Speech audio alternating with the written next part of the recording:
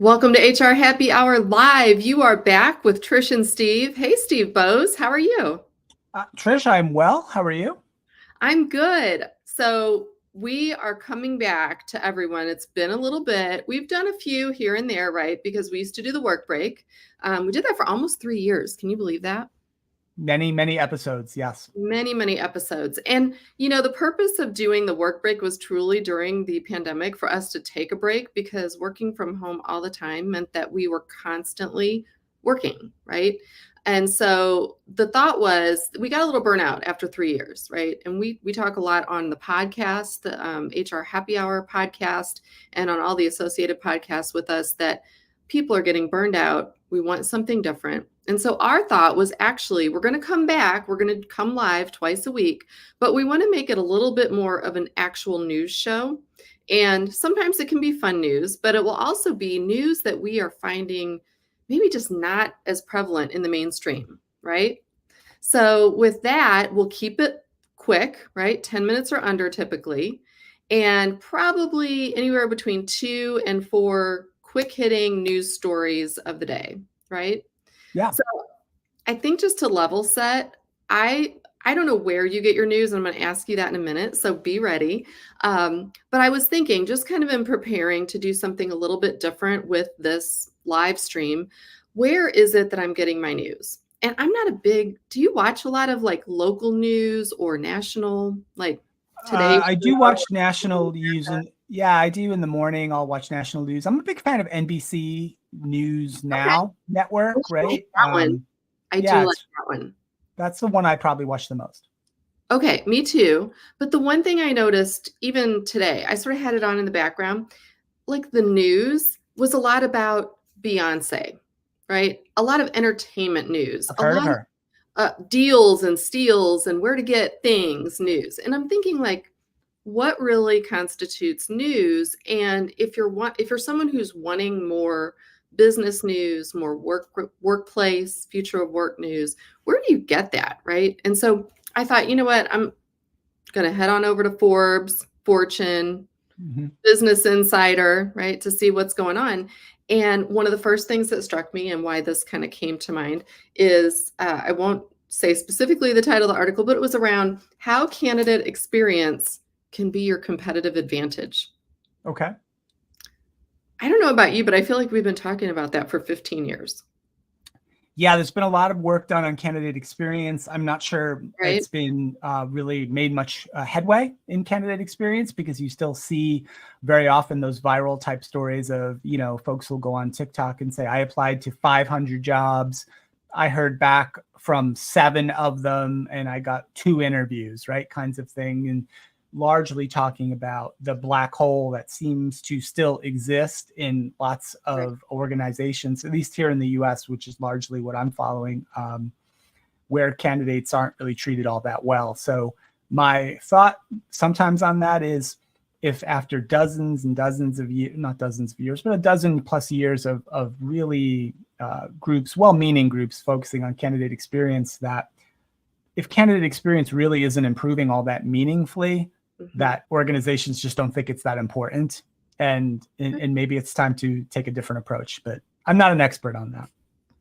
Well, no, I would agree with you. I think it just struck me as like, is that news? Is that something like newsworthy that needs to be right, at the forefront of your leadership advice, for example? I don't know. I think I'm kind of like Yeah. you. We all approach it in a different way depending on the organization and how the culture is and so forth. So that just kind of got the wheels turning. All right, where are we getting news from? And where are you and I getting news from? Right. So I think a lot of what I wanted to say, especially as we're kicking off something a little bit new, is that we're going to be looking in other places other than those kind of, of course you can get news on SHRM's website or other business websites, but we're going to really be kind of digging around in other places. I look at a lot of scientific research and science blogs. I read a lot of different libraries that put out kind of what's newsworthy to Okay. them. I read some on the Columbia Business School today. I'm not going to go into that today, but just wanted to put out there, you and I are going to be looking at where we get news in a different way. What would you say, like in a general morning or afternoon, where are you finding your news?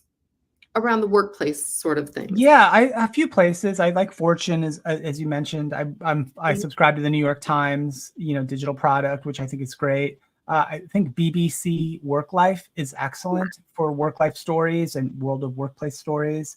Okay. Um, and I think outside of those, and there's probably 10 more, but outside of those, I look to things in design, Yeah. like the design of workplaces, the design of things like furniture and colors, and how design impacts the world of work, especially when more organizations have tried to bring more people back into work. So I read a lot of that kind of stuff as well. And I'm always looking for inspiration, both for shows that we do on the podcast, this show, the Workplace Minute shows that we do. So I read a lot of things, but I try to keep a real diverse set of sources.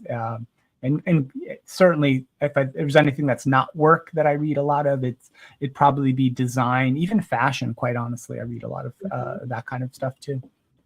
That makes sense. And I think, I think that's what we're hoping to bring a different little spin on the news, right? Because we are looking in different places. So whether it is food or fashion or science or some other design inspiration for how we can handle future of work in the workplace technology, I think that's how we're going to differentiate what we're going to be bringing twice a week versus maybe what's already available. We don't want to do what is already available, right? That's when we created Hmm. the work break. It was to create something different. So this is kind of the big kickoff of how we're going to create something different for people twice a week. So I know you do have a couple news stories. I want to be mindful. We're almost 7 minutes in.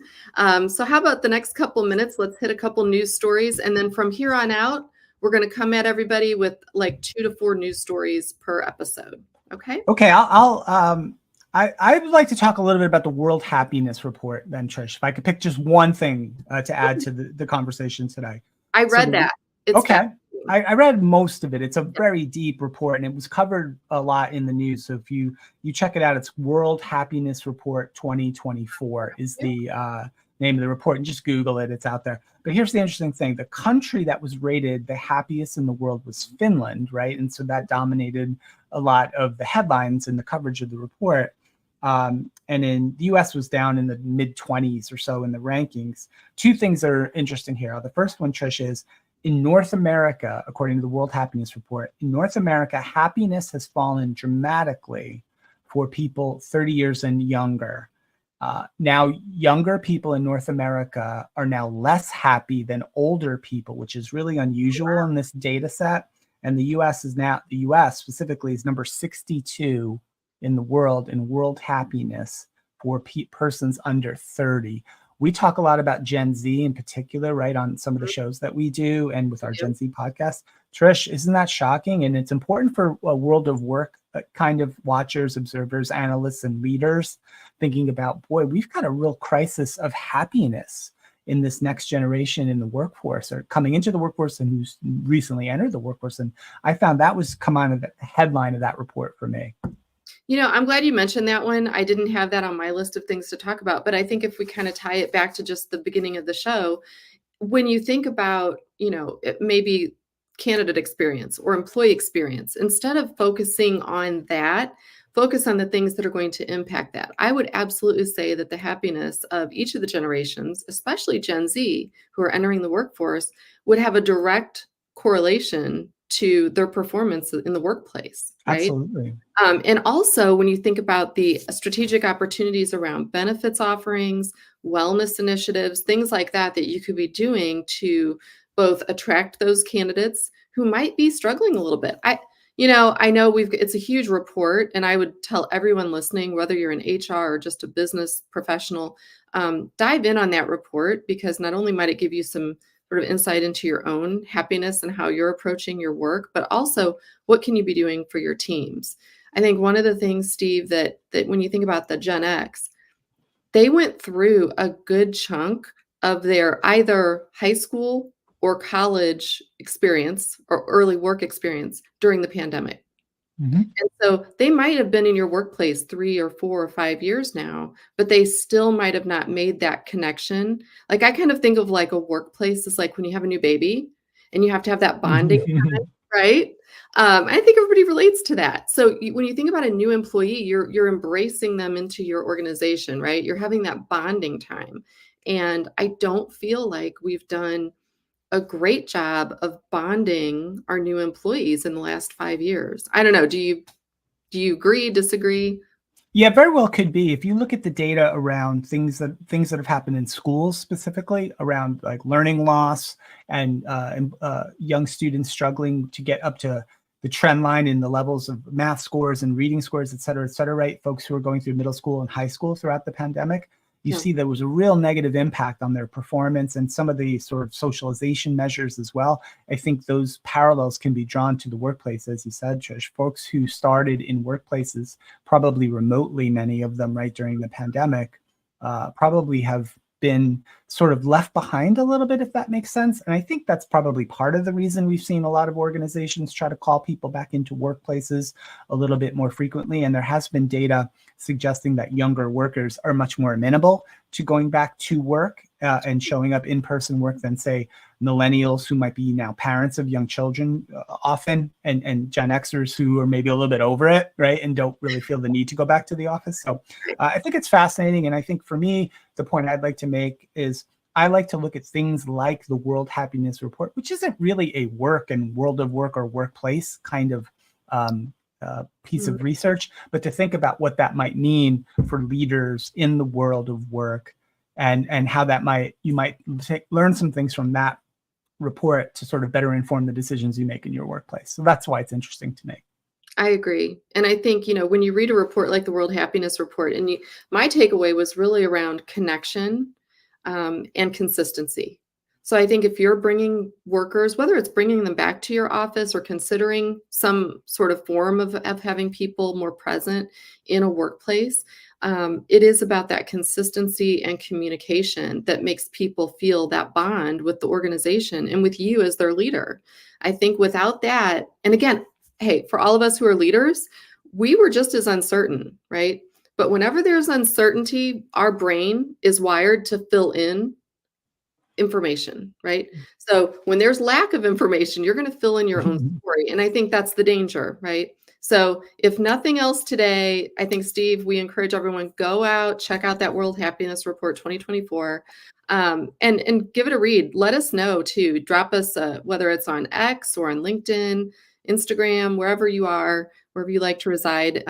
Give us some comments. Let us know, what do you think of it? And is this even worthy of a bigger podcast? Because I think it might be, to dive a little bit deeper and maybe even have some happiness experts on. I remember, the last thing I'll say is, like, I remember early in my career, one of the things we used to do was we would do like happiness surveys, not even engagement or satisfaction, because I think it morphed into satisfaction. It used to be happiness. How happy are you? Are you a happy person? Do you feel fulfilled, right? Because Yeah. you're going to bring that attitude to work typically. So interesting. I feel like it's like a full circle moment almost now, Yeah. 30 years later. So anyway, well, listen, hey, thanks for jumping on here with me. Sure thing. Again, to everyone, thank you for tuning in. We're going to be back. We're going to come to you twice a week. We will be tweeting, and I'm not tweeting. What do you call it on X now? Is it I still don't know. tweet?